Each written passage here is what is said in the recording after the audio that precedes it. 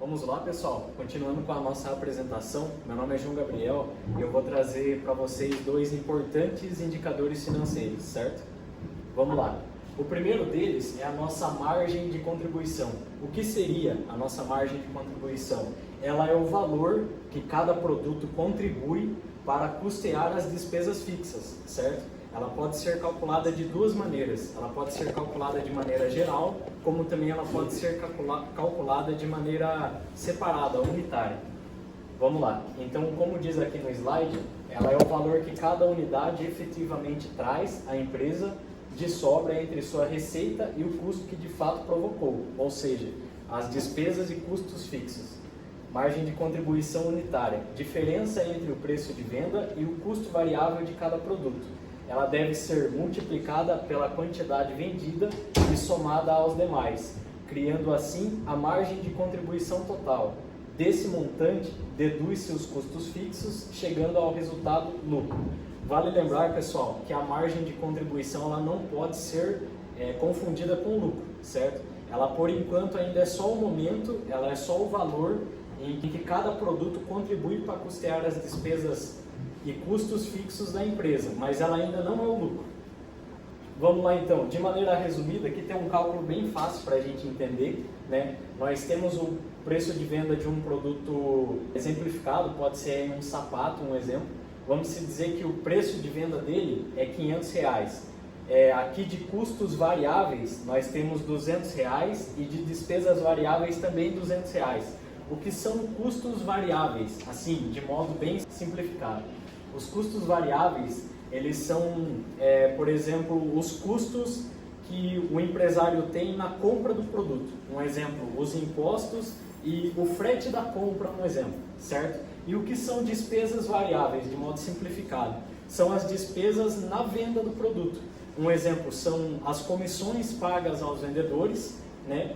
E nós também podemos citar, como por exemplo, de despesas variáveis, o frete de venda, um exemplo. Então, comissões, frete de venda e um exemplo também, podemos colocar aí os tributos, os impostos. Eles estariam todos alocados aqui, em despesas variáveis.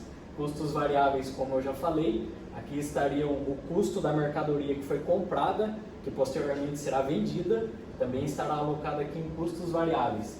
Se a gente pegar então o preço de venda, deduzir os custos variáveis e as despesas variáveis, vamos chegar então na margem de contribuição unitária de R$100. O que isso significa? Cada sapato, cada item, cada produto desse que eu vender, ele vai contribuir para custear os meus gastos fixos com R$100.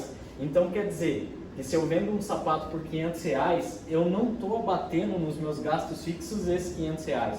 Aqui a gente sempre tem que lembrar de deduzir para não ter prejuízo ou uma margem de contribuição muito baixa. A gente tem que sempre lembrar de deduzir os custos variáveis e despesas variáveis. Chegamos então na margem de contribuição R$100. Como eu já falei, a cada venda do produto, o mesmo contribui com R$100 para o pagamento dos gastos fixos.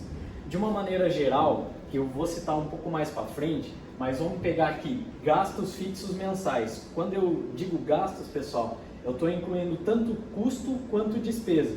Nós temos aqui o aluguel, a energia elétrica, a água, salários, tributos e outros gastos.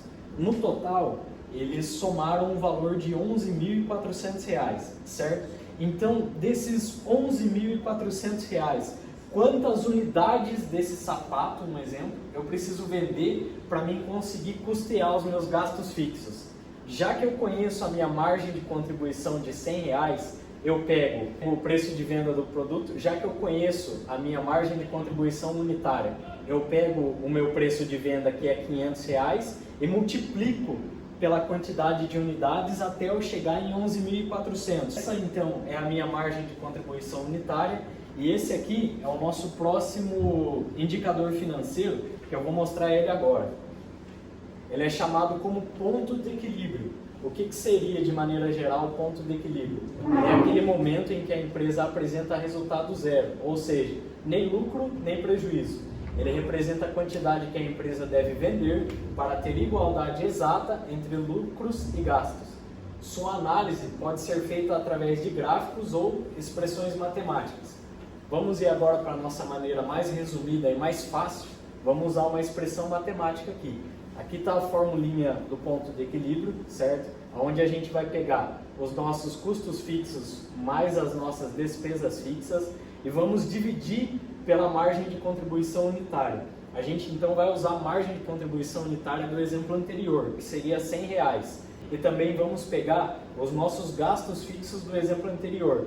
Então, como eu já falei anteriormente e se aplica agora, os nossos gastos fixos somam um total de 11.400. Se nós dividirmos esse 11.400, que é a soma dos nossos gastos, pela nossa margem de contribuição unitária, nós vamos chegar a 114 unidades. O que isso significa? Naquele momento em que eu vendo as 114 unidades do sapato, por exemplo, nesse momento eu atinjo o meu ponto de equilíbrio e consigo empatar todas as minhas despesas com os meus custos, certo? Então, nesse momento, eu não estou tendo nem lucro e nem prejuízo. Eu posso utilizar de uma outra maneira? Você pode usar o ponto de equilíbrio em valores. O que ele é, basicamente? Você pega as suas 114 unidades que você necessita vender naquele mês, num período de 30 dias, e nós vamos multiplicar essas unidades pelo preço de venda, como eu falei anteriormente. Se você acha mais difícil controlar, então, o seu ponto de equilíbrio por unidade, certo? Colocar aquela meta para os seus vendedores, o que você pode estar fazendo? Você pega as unidades, então, multiplica pelo preço de venda, então você tem que chegar para os seus vendedores, ó pessoal, a meta coletiva, a meta de todos vocês no mês é atingir R$57 mil em vendas, certo? R$57 mil em vendas. Então, eles vão estar ali focados, eles vão ter uma meta para eles estarem alcançando, eles vão ter também as comissões que vai incentivar eles a venderem cada vez mais e conforme eles forem vendendo, a partir do momento que você atinge os 57 mil de vendas, ou seja, a sua equipe ali de vendedores consegue atingir os 57 mil, você atingiu o seu ponto de equilíbrio, beleza. Ali você pagou todas as suas contas, mas isso não quer dizer que você deva encerrar por ali, que você deva parar, não. É a partir de agora, desses 57 mil em diante, que você vai começar a obter lucro. Esses dois indicadores financeiros são importantes. Primeiro, você conseguir calcular a sua margem de contribuição unitária e encontrá-la, primeiramente, e depois sempre estabelecer uma meta, né, utilizando um ponto de equilíbrio para você nunca ter prejuízo. Se você às vezes não está conseguindo chegar nas 114 unidades ou 57 mil reais em vendas, então é hora de tentar incentivar cada vez mais a sua equipe de vendas, ou você mesmo, no caso, e tentar atingir esses dois indicadores financeiros para saber se a sua empresa está indo bem ou não.